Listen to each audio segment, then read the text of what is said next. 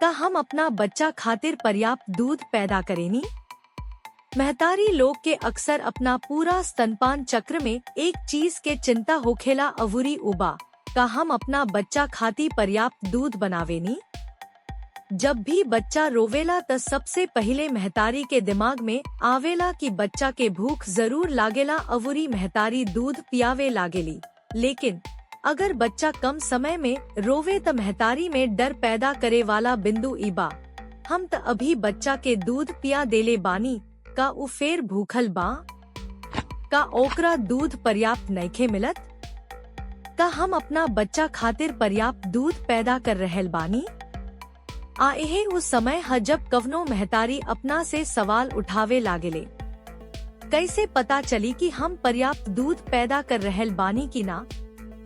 मात्र 2 गो भरोसेमंद संकेत बा जवन बतावेला कि बच्चा के पर्याप्त दूध नइखे मिलत।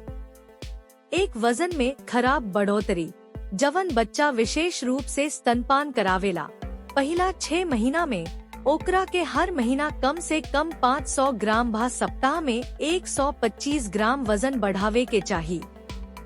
2 थोड़ मात्रा में गाढ़ पेशाब कईल, यदि बच्चा दिन में 6 बेर से कम पेशाब करत होखे अवूरी पेशाब के रंग गहरे पीला से नारंगी रंग के होखे अवूरी ओकरा में तेज गंध होखे। इस संकेत सिर्फ ओ बच्चा खाती भरोसेमंद होखेला जवना के विशेष रूप से स्तनपान करावे के काम होखता।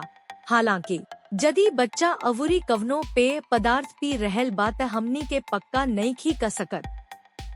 शिशु कई कारण से रोवेले अवूरी सिर्फ भूख से ना त अपना बच्चा के वजन बढ़े अवूरी पेशाब के उत्पादन के जांच करत रही।